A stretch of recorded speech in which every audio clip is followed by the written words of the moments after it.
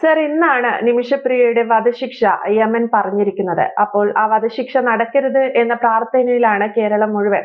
ഒപ്പം അവസാന നിമിഷവും ഒരു വലിയ പ്രതീക്ഷയോടെ കുടുംബവും കാത്തിരിക്കുന്നുണ്ട് വധശിക്ഷ നടക്കില്ല എന്നൊരു വാർത്ത കേൾക്കാൻ വേണ്ടി.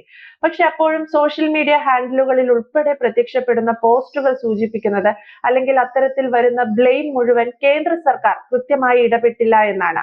ഈ വിഷയത്തിൽ, അതായത് നിമിഷപ്രിയയുടെ മോചനത്തിന് വേണ്ടി കേന്ദ്ര സർക്കാർ എന്തൊക്കെ കാര്യങ്ങൾ ചെയ്തു? നിമിഷപ്രിയയുടെ മോചനം ഈ വൈകിയ വേളയിലും നമുക്ക് പ്രതീക്ഷിക്കാം. നോക്കൂ, നിമിഷപ്രിയയുടെ മോചനം എന്ന് പറയുമ്പോൾ നിമിഷപ്രിയയുടെ വധശിക്ഷ ഒഴിവാക്കി കിട്ടുക എന്നുള്ളതാണ് നമ്മുടെ ഏറ്റവും വലിയ പ്രതീക്ഷ, നമ്മുടെ ഏറ്റവും വലിയ പ്രാർത്ഥന. അതിനുവേണ്ടി എല്ലാ തരത്തിലുള്ള സാധ്യമായിട്ടുള്ള നയതന്ത്രപരമായിട്ടുള്ള ഇടപെടലും കേന്ദ്ര സർക്കാർ ഇതിനോടകം തന്നെ ചെയ്തിട്ടുണ്ട്. മലയാളികളുടെ മാത്രമല്ല, മുഴുവൻ ഇന്ത്യക്കാരെ സംബന്ധിച്ചിടത്തോളം വലിയൊരു ആശങ്കയാണ് ഒരു ഇന്ത്യൻ പൗര ഒരു വിദേശ രാജ്യത്ത് വധശിക്ഷയ്ക്ക് വിധേയമാവുന്നു എന്നുള്ളത്. അത് ഒഴിവാക്കാൻ ഏത് രാജ്യത്തുള്ള ഏത് ഇന്ത്യൻ പൗരന്റെ കാര്യത്തിലാണെങ്കിലും നമ്മൾ ചെയ്യുന്ന അത്രയും കാര്യങ്ങൾ ഈ കാര്യത്തിലും ചെയ്തിട്ടുണ്ട്.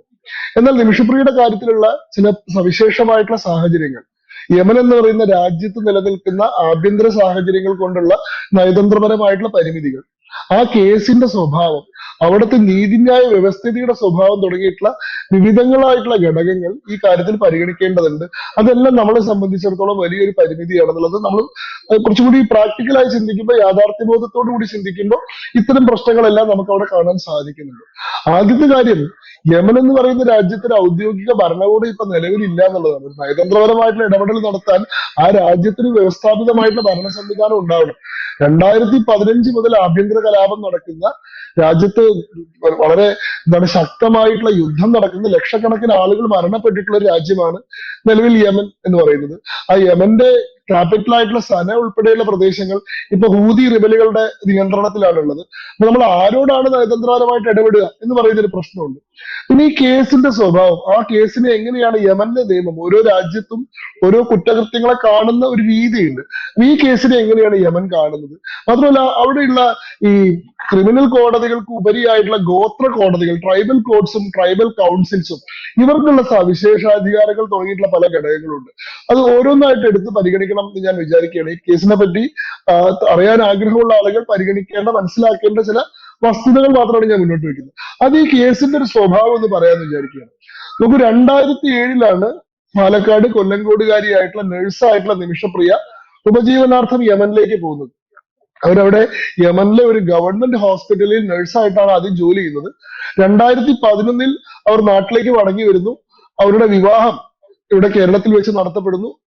തോമസ് ജെറി എന്താണ് അദ്ദേഹത്തിന്റെ പേര്. ക്രിസ്ത്യൻ മതാചാര പ്രകാരമാണ് അവരുടെ വിവാഹമൊക്കെ നടക്കുന്നത്. അതിനുശേഷം ഭർത്താവും ഭാര്യയും കൂടി ഒന്നിച്ചിട്ടാണ് തിരിച്ച് യമനിലേക്ക് മടങ്ങി പോകുന്നത്. അവർ 2014 വരെ യമനിലെ നഴ്സായി തന്നെ ജോലി ചെയ്യുന്നുണ്ട്. എന്നാൽ ഈ ജോലി കൊണ്ടുള്ള തുച്ഛമായിട്ടുള്ള വരുമാനം കൊണ്ട് ജീവിതം സാധ്യമല്ല എന്ന് കരുതി സ്വന്തമായിട്ടൊരു സ്ഥാപനം ആരംഭിക്കണമെന്ന ആഗ്രഹത്തെ തുടർന്ന് ഈ നിമിഷപ്രിയയും ഭർത്താവും ലഭ്യമായിട്ടുള്ള എല്ലാ സ്രോതസ്സുകളിൽ നിന്നും ധാരാളമായി കടമെടുത്തിട്ട് അവർ സ്വന്തമായിട്ടൊരു ക്ലിനിക്ക് തുടങ്ങുകയാണ്. അൽ അമൻ മെഡിക്കൽ ക്ലിനിക് എന്നുള്ള പേരിൽ 14 ബെഡുകളുള്ള ഒരു മെഡിക്കൽ ഫെസിലിറ്റി നിമിഷപ്രിയ സ്വന്തമായിട്ട് 2014 കൂടി ആരംഭിക്കുകയാണ്. അപ്പൊ യമന്റെ നിയമപ്രകാരം ഒരു യമനി പൗരൻ പാർട്ട്ണർ ആയിട്ടല്ലാതെ ഒരു വിദേശ രാജ്യത്തുള്ള ഒരാൾക്ക് അവിടെ ഒരു സ്ഥാപനം ആരംഭിക്കാൻ സാധിക്കില്ല. അപ്പൊ സ്വാഭാവികമായിട്ടും അവിടെ അങ്ങനെ ഒരു പാർട്ട്ണറുടെ ആവശ്യം വന്നുകൊണ്ട് ഇവരുടെ സുഹൃത്തായിരുന്ന ഒരു ടെക്സ്റ്റൈൽ നടത്തിപ്പുകാരനായിരുന്ന തലാൽ അബ്ദോ മെഹദി എന്ന് പറയുന്ന ആളുടെ സഹായം ഇവർ ആവശ്യപ്പെടുകയാണ്. ഈ തലാൽ അബ്ദോ മെഹദി ഇവർക്ക് കുടുംബപരമായി പരിചയമുള്ള ആളാണ്. അദ്ദേഹത്തിന്റെ ഭാര്യ പ്രസവത്തിന് വേണ്ടിയിട്ട് ഈ നിമിഷപ്രിയയുടെ ആശുപത്രിയിലാണ് ഉണ്ടായിരുന്നത്. അങ്ങനെയുള്ള ബന്ധമാണ് ഇയാളുമായിട്ടുള്ളത്. അങ്ങനെ ഇയാളെ പാർട്ട്ണർ ആവാൻ ഇവർ സമ്മതിപ്പിക്കുന്നു. അതിനെ തുടർന്ന് വലിയ നിക്ഷേപത്തിൽ, അതായത് നാട്ടിൽ നിന്ന് 50 ലക്ഷം രൂപയോളം റേസ് ചെയ്തിട്ടാണ്, 5 മില്യൺ രൂപയോളം റേസ് ചെയ്തിട്ടാണ് ഇവർ അവിടെ ഈ പറയുന്ന അൽ അമൻ മെഡിക്കൽ ക്ലിനിക് എന്ന് പറയുന്ന ഒരു ക്ലിനിക്ക് 2015 ആദ്യത്തിൽ ആരംഭിക്കുന്നത്. യമന്റെ ക്യാപിറ്റൽ ആയിട്ടുള്ള സന എന്ന് പറയുന്ന പ്രദേശത്താണ് ഇത് ആരംഭിക്കുന്നത്. പക്ഷെ നമുക്കറിയാം 2015 മാർച്ചോടുകൂടി യമനിൽ ആഭ്യന്തര യുദ്ധം പൊട്ടിപ്പുറപ്പെട്ടു. യമനിൽ അന്നത്തെ പ്രസിഡന്റ് ആയിരുന്ന ഹാദിയെ പിന്തുണയ്ക്കുന്ന ആളുകൾ, അതായത് അബ്ദുറബ് മൻസൂർ ഹാദി ആയിരുന്നു അന്നത്തെ യമനിലെ പ്രസിഡന്റ് ആയിരുന്നത്. ഈ അബ്ദുൽ ഹാദിക്കെതിരെ അലി അബ്ദുള്ള സലെ എന്ന് പറയുന്ന വിമതനായിട്ടുള്ള നേതാവിന്റെ നേതൃത്വത്തിൽ ഹൗദികളുടെ പിന്തുണയോട് കൂടിയിട്ട് യമനിൽ ആഭ്യന്തര കലാപം പൊട്ടിപ്പുറപ്പെടുകയാണ്. ആദ്യഘട്ടത്തിൽ തന്നെ ഈ ഹൗദികൾക്ക് വലിയ വിജയം ഉണ്ടാവുകയാണ്. യമന്റെ ക്യാപിറ്റൽ ആയിട്ടുള്ള സന പോലെയുള്ള പ്രദേശങ്ങൾ മുഴുവൻ ഈ ഹൗദികൾ പിടിച്ചെടുക്കുകയാണ്. പിന്നീട് ഈ സലയുടെ വിഭാഗവും ഈ ഹൗദികളും തമ്മിൽ തെറ്റുന്നുണ്ട്. സല തന്നെ ഈ ആഭ്യന്തര കലാപത്തിൽ കൊല്ലപ്പെടുന്നുണ്ട്. പിന്നെ സലയുടെ വിഭാഗവും ഹൗദികളും തമ്മിൽ 2017 മുതൽ ബാറ്റിൽ ഓഫ് സന എന്ന പേരിൽ രക്തരൂക്ഷിതമായിട്ടുള്ള യുദ്ധം നടക്കുകയാണ്. അതിനുശേഷം ഇന്ന് വരെ യമനിൽ നമുക്കൊരു സമാധാന സ്ഥിതി പുനഃസ്ഥാപിക്കാൻ സാധിച്ചിട്ടില്ല. യുണൈറ്റഡ് നേഷൻസ് ഉൾപ്പെടെയുള്ള എല്ലാ രാജ്യങ്ങളും എല്ലാ അന്താരാഷ്ട്ര ഏജൻസികളും വിദേശ രാജ്യങ്ങളും ഒക്കെ ഇടപെട്ടിട്ടുണ്ടെങ്കിലും യമനിലുള്ള സംഘർഷാവസ്ഥ ഇപ്പോഴും തുടരുകയാണ്. 2022 ഹാദിക്ക് അവിടുത്തെ പ്രസിഡന്റ് സ്ഥാനം രാജിവെക്കേണ്ടി വന്നു. അതിനുശേഷം പുതിയ ഒരു സംവിധാനം റാഷദ് അൽ അലിമി എന്ന് പറയുന്ന ആളുടെ നേതൃത്വത്തിലുള്ള പ്രസിഡൻഷ്യൽ ലീഡർഷിപ്പ് കൗൺസിൽ നിലവിൽ വന്നു. പക്ഷെ അത് ഡിഫാക്ടോ ഭരണകൂടമാണ്, ഡിജൂറെ ഭരണകൂടമാണെങ്കിൽ പോലും അവർക്കല്ല അവിടെ യഥാർത്ഥ അധികാരം ഉള്ളത്. അവിടെ ഹൗദികളുടെ നേതൃത്വത്തിലുള്ള സുപ്രീം പൊളിറ്റിക്കൽ കൗൺസിലാണ് യഥാർത്ഥത്തിൽ അധികാരം കൈയാളുന്നത് തുടങ്ങിയുള്ള ഒരു സാഹചര്യമുണ്ട്. നോക്കി, ഇതുവരെ 2015 മുതൽ 2025 വരെ നമ്മൾ സംസാരിക്കുന്നവരെ 3,77,000 ആളുകൾ ആഭ്യന്തര യുദ്ധത്തിൽ യമനിൽ കൊല്ലപ്പെട്ടിട്ടുണ്ട്. അതേപോലെ തന്നെ ഏതാണ്ട് 1,50,000 ആളുകൾ ഈ ഇൻഡയറക്ട് ഹിറ്റിലൂടെ കൊല്ലപ്പെട്ടിട്ടുണ്ട്. ഏതാണ്ട് 40 ലക്ഷം ആളുകൾ അവിടെ നിന്ന് ഡിസ്പ്ലേസ്ഡ് ആയിട്ടുണ്ട്. അപ്പൊ ഇങ്ങനത്തെ ഒരു സാഹചര്യം യമനിൽ ഉണ്ടാവുകയാണ്. സ്വാഭാവികമായിട്ട് ഇന്ത്യൻ ഗവൺമെന്റ് എന്ത് ചെയ്യുന്നു, 2014 ആകുമ്പോഴേക്കും ഈ സംഘർഷ സ്ഥിതികൾ ഉണ്ടാകുന്ന സമയം തന്നെ ഇന്ത്യൻ പൗരന്മാരെ മുഴുവൻ അവിടെ നിന്ന് ഇവാക്യുവേറ്റ് ചെയ്യണം. നമ്മൾ ഓപ്പറേഷൻ മദദ് എന്ന പേരിൽ വലിയൊരു ഓപ്പറേഷൻ നടത്തുന്നുണ്ട്. യമനിൽ നിന്ന് 4,556 ഇന്ത്യൻ പൗരന്മാരെയും ഏതാണ്ട് 1000 വിദേശ പൗരന്മാരെയും ഇന്ത്യ ഇവാക്യുവേറ്റ് ചെയ്യുന്നുണ്ട് സംഘർഷാവസ്ഥയിൽ നിന്ന്. എന്നാൽ ആ സമയത്ത് നിമിഷപ്രിയ ഇന്ത്യയിലേക്ക് വരാൻ തയ്യാറാവുന്നില്ല. കാരണം അവരവിടെ വലിയൊരു നിക്ഷേപം നടത്തിയിരിക്കുകയാണ്. ഏതാണ്ട് 50 ലക്ഷത്തോളം രൂപ നിക്ഷേപം നടത്തിയിട്ട് അവിടെ ഒരു മെഡിക്കൽ ക്ലിനിക്ക് ആരംഭിച്ചിരിക്കുന്ന സമയമാണ്. ആ സമയത്ത് ഇതെല്ലാം ഉപേക്ഷിച്ച് നാട്ടിലേക്ക് വന്നാൽ ഇത്രയും കാലത്ത് സമ്പാദ്യം മുഴുവൻ ഇല്ലാതെയാവും എന്ന് കരുതിയിട്ട് നിമിഷ അവിടെ തന്നെ നിൽക്കാൻ തീരുമാനിക്കുകയാണ്.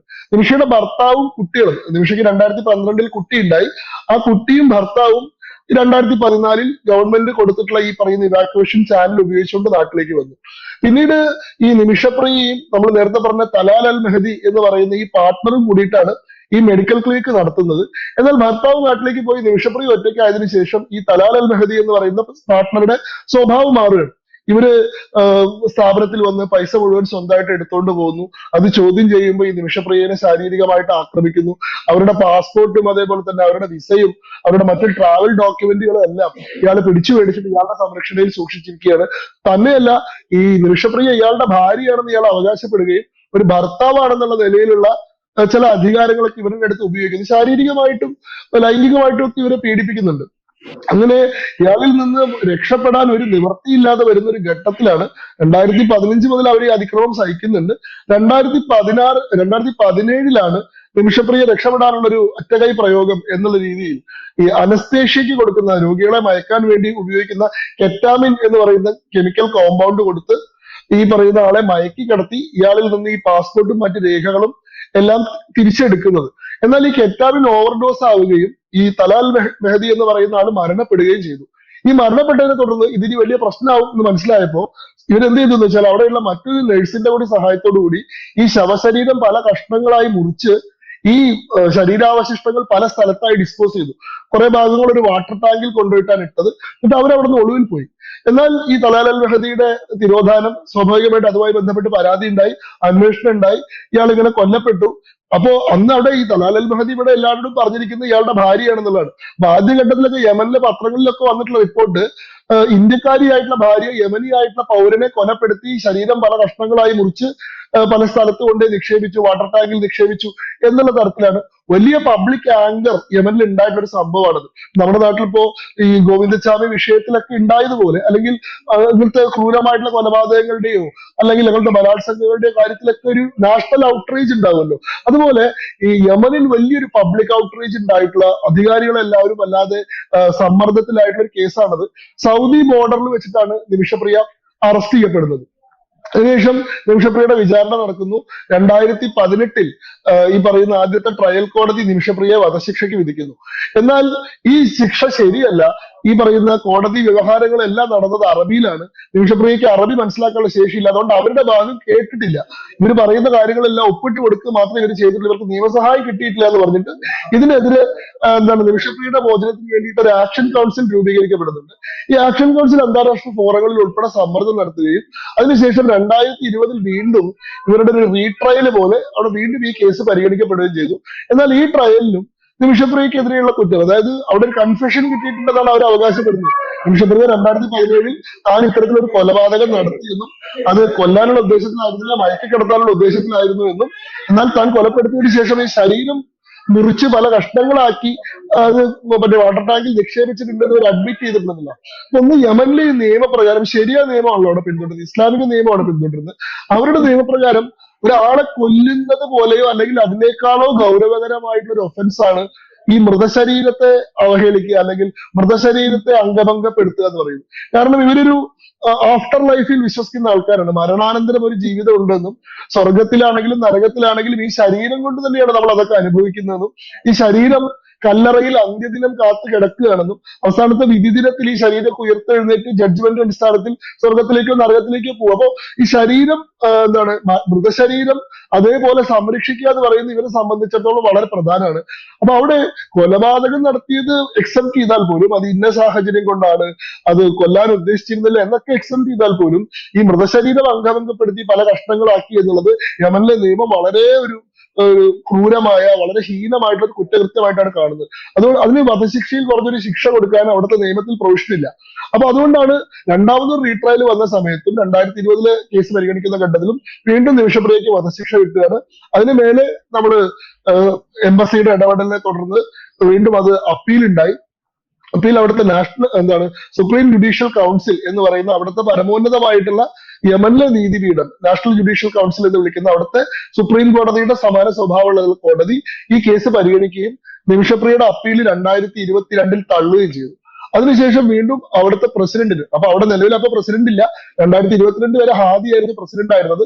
ഈ ഹാദി 2022 പ്രസിഡന്റ് സ്ഥാനത്ത് രാജിവെക്കാൻ നിർബന്ധിതനാവുകയാണ്. അതിനുശേഷം 2023 ഇപ്പോഴത്തെ പ്രസിഡന്റ് റാഷിദ് അൽ അലിമിയുടെ നേതൃത്വത്തിലുള്ള പ്രസിഡൻഷ്യൽ കൗൺസിൽ അധികാരത്തിൽ വരുന്നുണ്ട്.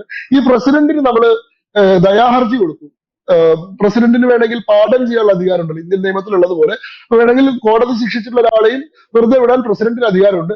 ആ അധികാരം ഉപയോഗിച്ചുകൊണ്ട് പ്രസിഡന്റിന് അപ്പീൽ കൊടുത്തു. എന്നാൽ റാഷിദ് അലിമി പ്രസിഡന്റ് ആയതിനു ശേഷം 2024 ഡിസംബറിൽ ഈ ദയാഹർജി തള്ളുകയും വധശിക്ഷ ശരിവെക്കുകയും ചെയ്തു. ഇപ്പൊ നിലവിൽ അവിടുത്തെ സാഹചര്യം എന്ന് പറയുന്നത് ഈ 16-ാം തീയതി, അതായത് നമ്മൾ സംസാരിക്കുന്ന ഇന്ന് അവരുടെ വധശിക്ഷ നിർദ്ദേശിക്കപ്പെട്ടിരിക്കുകയാണ്. അത് ട്രയൽ കോടതി, അതിന് മേലെയുള്ള അപ്പീൽ കോടതി, അവിടുത്തെ പരമോന്നത കോടതി, അവിടുത്തെ പ്രസിഡന്റ് തുടങ്ങിയിട്ടുള്ള ആളുകൾ എല്ലാവരും ശരിവെച്ചിട്ടുണ്ട് എന്നുള്ളതാണ്. അങ്ങനെയുള്ള കേസുകളിൽ പിന്നെ ഒരൊറ്റ നിവൃത്തിയുള്ളത് എന്താന്ന് വെച്ചാൽ ഈ ദിയ എന്ന് പറയുന്ന ബ്ലഡ് മണി, ഈ കൊല്ലപ്പെട്ടിട്ടുള്ള ആളുടെ കുടുംബം ഈ കൊലപാതകയിൽ നിന്ന് ഈ മരിച്ച ആളുടെ ജീവന് പകരമായിട്ട് ഒരു സംഖ്യ, ഒരു വില നിശ്ചയിച്ച് ആ സംഖ്യ മേടിക്കുകയും ഈ കുറ്റവാളിക്ക് മാപ്പ് കൊടുക്കുകയും ചെയ്യുക എന്നുള്ളതാണ് പിന്നീട് ഇത്തരത്തിലുള്ള ശരിയായ നിയമപ്രകാരം ചെയ്യുന്ന ഒരു കാര്യം. അവിടെയും ഒരു സങ്കീർണതയുണ്ട്. എന്താണ്, ഈ യമനിൽ ഗോത്ര വിഭാഗങ്ങൾക്ക് അവരുടെ അവകാശവുമായി ബന്ധപ്പെട്ട് പ്രത്യേക കോടതികളുണ്ട്. ഉർഫുകൾ എന്ന് വിളിക്കുന്ന ട്രൈബൽ കോടതികളുണ്ട്.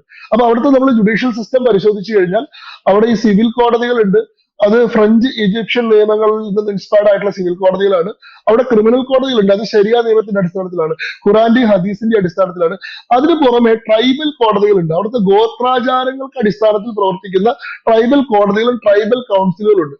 അപ്പൊ ഈ കൊല്ലപ്പെട്ട തലാൽ അൽ മെഹദി എന്ന് പറയുന്ന ആള് അവിടുത്തെ അൽ മെഹദി എന്ന് പറയുന്ന ഒരു പ്രധാനപ്പെട്ട ട്രൈബിന്റെ അംഗമായിട്ടുള്ള ആളാണ്. അങ്ങനെ ഒരാളുടെ കൊലപാതകവുമായി ബന്ധപ്പെട്ട വിഷയത്തിൽ ഈ കുറ്റവാളിക്ക് മാപ്പ് കൊടുക്കണമെങ്കിൽ ഈ ട്രൈബൽ കൗൺസിലിന്റെ അംഗീകാരം വേണം. ഈ ട്രൈബൽ കൗൺസിൽ ഒരു കാരണവശാലും ഇവർക്ക് മാപ്പ് കൊടുക്കാൻ തയ്യാറല്ല എന്നുള്ളതാണ്. ഇത് തങ്ങളുടെ ഗോത്രത്തിന് നേരെ നടന്നിട്ടുള്ള ഹീനമായിട്ടുള്ള ഒരു കുറ്റകൃത്യമാണ്. മാത്രമല്ല അവരുടെ മൃതശരീരം പോലും അവഹേളിക്കപ്പെട്ടതാണ്. അത്തരം ഒരു കുറ്റകൃത്യത്തിൽ ഒരു സ്ത്രീക്ക് മാപ്പ് കൊടുക്കാൻ സാധിക്കില്ല. അതൊരു കീഴ്വഴക്കമായി മാറും. ഒരു മാതൃകാപരമായിട്ടുള്ള ശിക്ഷ, നാളെ ഒരാൾ പോലും ഇങ്ങനത്തെ ഒരു കാര്യം ചെയ്യാൻ ധൈര്യപ്പെടാത്ത രീതിയിലുള്ള ഒരു മാതൃകാപരമായിട്ടുള്ള ശിക്ഷ കൊടുക്കണം എന്നുള്ളതാണ് ട്രൈബൽ കൗൺസിലിന്റെ ഈ കാര്യത്തിലുള്ള തീരുമാനം. അപ്പൊ അങ്ങനെ ട്രൈബൽ കൗൺസിൽ ഒരു നിലപാടെടുക്കുമ്പോൾ ഇതിന് വിരുദ്ധമായിട്ട് ബ്ലഡ് മണി സ്വീകരിച്ച് ഇവർക്ക് മാപ്പ് കൊടുക്കാൻ ഈ കുടുംബത്തിന് പോലും കഴിയാത്തൊരു സാഹചര്യമുണ്ട്. കാരണം ഈ കുടുംബം ഈ ഗോത്ര സഭയുടെ തീരുമാനത്തിനെതിരായി നിന്ന് ഇവര് പൈസ മേടിച്ചിട്ട് ഈ നിമിഷപ്രിയയ്ക്ക് മാപ്പ് കൊടുത്തു കഴിഞ്ഞാൽ പിന്നെ യമനിൽ ഈ കുടുംബത്തിന് ജീവിക്കാൻ കഴിയില്ല. ഈ ഗോത്ര തലവന്മാരെയും ഗോത്ര കോടതിയെയും ഒക്കെ പിണക്കിക്കൊണ്ട് ഇങ്ങനത്തെ ഒരു വളരെ റിജിഡ് ആയിട്ടുള്ള നിയമം നിലനിൽക്കുന്ന രാജ്യത്ത് അവർക്ക് ജീവിക്കാൻ കഴിയില്ല. അപ്പൊ അത്രയും കോംപ്ലിക്കേഷൻസ് ഈ കേസിൽ ഉൾപ്പെട്ടിട്ടുണ്ട്. ഒന്ന് യമനിലെ ആഭ്യന്തര സാഹചര്യമാണ്. നമുക്ക് നയതന്ത്രപരമായിട്ടുള്ള ഒരു ഇടപെടൽ നടത്താൻ കഴിയാത്ത സാഹചര്യമാണ്. കാരണം നമ്മൾ 2014 തന്നെ അവിടെ നിന്ന് പൗരന്മാരെ മുഴുവൻ ഇവാക്യുവേറ്റ് ചെയ്തിട്ടാണ്. 2015 സിവിൽ വാറിന് ശേഷം നമ്മൾ 2017 യമനിലേക്ക് ട്രാവൽ ബാൻ നിശ്ചയിച്ചിട്ടുള്ളതാണ്. ഇന്ത്യയിലെ ഒരു പൗരനും യമനിലേക്ക് പോവാനോ യമനിലുള്ളവർക്ക് ഇന്ത്യയിലേക്ക് വരാനോ നിലവിലെ നിയമപ്രകാരം അംഗീകാരമില്ല. തന്നെയല്ല, ഇപ്പൊ അവിടെ ഭരണത്തിലിരിക്കുന്ന ഈ പറയുന്ന ഹൗതി ഗവൺമെന്റിനെ ഇന്ത്യ ഔദ്യോഗിക ഗവൺമെന്റ് ആയിട്ട് അംഗീകരിക്കുന്നില്ല. ഈ പറയുന്ന ലോകരാജ്യങ്ങൾ മുഴുവൻ അംഗീകരിക്കുന്നത് അല്ലെങ്കിൽ അന്താരാഷ്ട്ര സമൂഹം അംഗീകരിക്കുന്നത് ഈ നാഷണൽ പ്രസിഡൻഷ്യൽ കൗൺസിൽ എന്ന് പറയുന്ന സംവിധാനത്തെയാണ്. എന്നാൽ യഥാർത്ഥത്തിൽ അവിടുത്തെ ഡിഫാക്ടോ ഭരണകൂടം എന്ന് പറയുന്നത് ഈ സുപ്രീം പൊളിറ്റിക്കൽ കൗൺസിൽ എന്ന് പറയുന്ന ഹൗതി നിയന്ത്രണത്തിലുള്ള സംവിധാനമാണ്. ആ ഹൗതി സംവിധാനത്തെ ഇന്ത്യ ഗവൺമെന്റ് ഔദ്യോഗികമായിട്ട് അംഗീകരിക്കുന്നില്ല. അപ്പൊ നിലവിൽ നമ്മളെ സംബന്ധിച്ചിടത്തോളം അവിടെ ഒരു ഗവൺമെന്റ് ഇല്ലാത്ത അവസ്ഥയാണ്. ആ സാഹചര്യത്തിൽ നമ്മൾ ആരോടാണ് നയതന്ത്രപരമായിട്ട് സംസാരിക്കുക? നമുക്ക് അവിടെ എംബസി ഇല്ല. ഇന്ത്യയുടെ എംബസി ഈ ആഭ്യന്തര യുദ്ധം നടന്നതിന് ശേഷം അവിടെ നിന്ന് മാറ്റി, അവിടെ ഈ പറയുന്ന ആക്രമണങ്ങളുടെ സാഹചര്യത്തിൽ അവിടെ നിലനിൽക്കാൻ കഴിയാത്തതുകൊണ്ട് അവിടെ നിന്ന് എംബസി തന്നെ ഷിഫ്റ്റ് ചെയ്ത് ഇപ്പൊ സൗദി അറേബ്യയിലെ റിയാദിലാണ് യമനിലേക്കുള്ള ഇന്ത്യൻ എംബസി പ്രവർത്തിച്ചുകൊണ്ടിരിക്കുന്നത്. നമുക്ക് അവിടെ നയതന്ത്ര പ്രതിനിധികൾ ആരുമില്ല. ഇന്ത്യയുടെ നയതന്ത്ര ഉദ്യോഗസ്ഥന്മാരൊന്നും ഇപ്പൊ യമനിൽ താമസിക്കുന്നില്ല. നമുക്ക് അങ്ങനെ സംസാരിക്കാൻ യമനിലാണെങ്കിൽ ഒരു നയതന്ത്ര മന്ത്രാലയമോ നയതന്ത്ര കാര്യാലയമോ അങ്ങനത്തെ ഒരു സംവിധാനം ഇപ്പോൾ അവിടെ പ്രവർത്തിക്കുന്നില്ല എന്ന് പറയുന്ന യമന്റെ ഒരു സാഹചര്യമുണ്ട്. രണ്ടാമത്തത് ഈ കേസിന്റെ ഫാക്ട്സ് ഇതിലെന്താന്ന് വെച്ചാൽ ഇതിൽ പ്രോസിക്യൂഷൻ പ്രസന്റ് ചെയ്തിട്ടുള്ള കേസാണ് നമ്മുടെ മുമ്പിലുള്ളത്. നിമിഷപ്രിയയ്ക്ക് ഒരു ഫെയർ ട്രയലിനുള്ള അവസരം കിട്ടിയിട്ടുണ്ടോ, അവർക്ക് അവരുടെ ഭാഗം പറയാൻ സാധിച്ചിട്ടുണ്ടോ നമുക്കറിയില്ല. നിമിഷപ്രിയയ്ക്ക് വേണ്ടി ഇപ്പോ ഈ വ്യവഹാരങ്ങളൊക്കെ നടത്തുന്ന ഈ ആക്ഷൻ കൗൺസിൽ ആണെങ്കിലും സുപ്രീം കോടതിയിൽ കേസ് കൊടുത്തിട്ടുള്ള അഡ്വക്കേറ്റ് സുഭാഷ് ചന്ദ്രനെ പോലെയുള്ള ആളുകളാണെങ്കിലും അവര് പുറത്ത് പറയുന്ന കാര്യങ്ങളല്ലാതെ നമുക്ക് ഇതുമായി ബന്ധപ്പെട്ട് ഒഫീഷ്യൽ ആയിട്ടുള്ള യാതൊരു ആക്സസും ഈ കാര്യത്തിലില്ല എന്ന് പറയുന്ന ഒരു കാര്യമുണ്ട്. അതേസമയത്ത് അവിടുത്തെ പ്രോസിക്യൂഷന്റെ കേസാണെങ്കിലോ വളരെ സ്ട്രോങ് ആയ നിമിഷപ്രിയയെ ഒരു നിലയ്ക്കും വെറുതെ വിടാൻ സാധിക്കില്ലെന്ന അവിടുത്തെ നീതിപീഠത്തെ വളരെ കൃത്യമായി ബോധ്യപ്പെടുത്തുന്ന മട്ടിലുള്ള ഒരു വളരെ ഫൗൾ പ്രൂഫ് ആയിട്ടുള്ള കേസാണ് അവർ മൗണ്ട് ചെയ്തിട്ടുള്ളത് എന്നുള്ളത് രണ്ടാമത്തെ പ്രശ്നമാണ്. മൂന്നാമത്തത് ഈ യമനിലുള്ള ഈ ഗോത്ര സമൂഹം, ഈ അൽ മെഹദി ഗോത്ര സമൂഹം ഈ വിഷയത്തിൽ എടുത്തിട്ടുള്ള നിലപാട് ഒരു കാരണവശാലും ഇവിടെ മാപ്പ് കൊടുക്കാൻ സാധിക്കില്ല, ബ്ലഡ് മണി സ്വീകരിക്കില്ല എന്ന് പറയുന്ന ഈ ട്രൈബൽ കൗൺസിലിന്റെ തീരുമാനം നമുക്ക് വലിയ തിരിച്ചടിയാണ്. അപ്പൊ ഇങ്ങനെ ഒരു സാഹചര്യത്തിൽ ഡയറക്റ്റ് ഡിപ്ലോമാറ്റിക് ആയിട്ടുള്ള ഒരു കോൺവെർസേഷന്റെ സ്കോപ്പ് ഈ കേസിലില്ല. അങ്ങനെയുള്ള സാഹചര്യങ്ങളിൽ നമ്മൾ ചെയ്യുന്നത് പോലെ ഇൻഡയറക്റ്റ് ആയിട്ടുള്ള ബാക്ക്ഡോർ നെഗോസിയേഷൻസ് ആണ് അവിടെയുള്ള ഈ പറയുന്ന ഈ ഹൗതി എസ്റ്റാബ്ലിഷ്മെന്റിന്റെ ഭാഗമായിട്ടുള്ള ഈ സുപ്രീം പൊളിറ്റിക്കൽ കൗൺസിലിലെ അംഗങ്ങളായിട്ടുള്ള ഇൻഫ്ലുവൻഷ്യൽ ആയിട്ടുള്ള നമുക്ക് ബന്ധപ്പെടാൻ കഴിയുന്ന ആളുകളുണ്ടല്ലോ, അങ്ങനത്തെ ആളുകൾ വഴിയാണ് നമ്മൾ ബന്ധപ്പെട്ടുകൊണ്ടിരിക്കുന്നത്.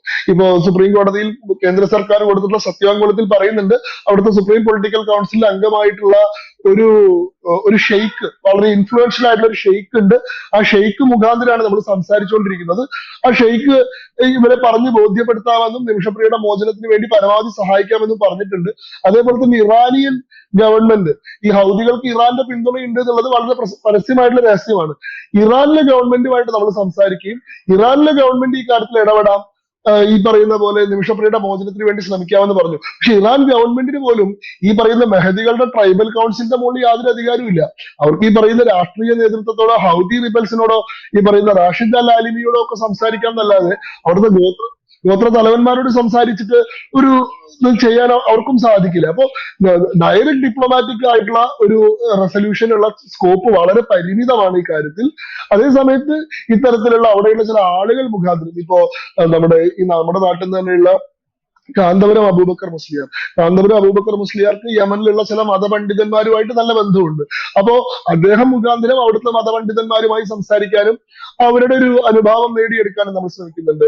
അതേപോലെ തന്നെ ചില അവിടുത്തെ നമുക്ക് ഗവൺമെന്റ് ഓഫ് ഇന്ത്യക്ക് മറ്റു നിലയ്ക്ക് ബന്ധങ്ങളുള്ള യമനിലുള്ള മറ്റ് പ്രധാനപ്പെട്ട രാഷ്ട്രീയക്കാരുമായിട്ട് സംസാരിച്ച് അവർ വഴി ചില കാര്യങ്ങൾ ചെയ്യാൻ ശ്രമിക്കുന്നുണ്ട്. എന്നാൽ ഇതൊന്നും നമുക്ക് ഒരു 100% ഉറപ്പായിട്ടും മോചനം നമുക്ക് ഉറപ്പാണ്, എന്ത് വന്നാലും നമുക്ക് മടക്കി കൊണ്ടുവരാൻ സാധിക്കുമെന്ന് പറയാൻ കഴിയുന്ന ഒരു അന്തരീക്ഷം ഇല്ല എന്നുള്ളത് ഒരു വസ്തുതയാണ്. അത് നമ്മൾ യാഥാർത്ഥ്യബോധത്തോടു കൂടി അംഗീകരിക്കണം.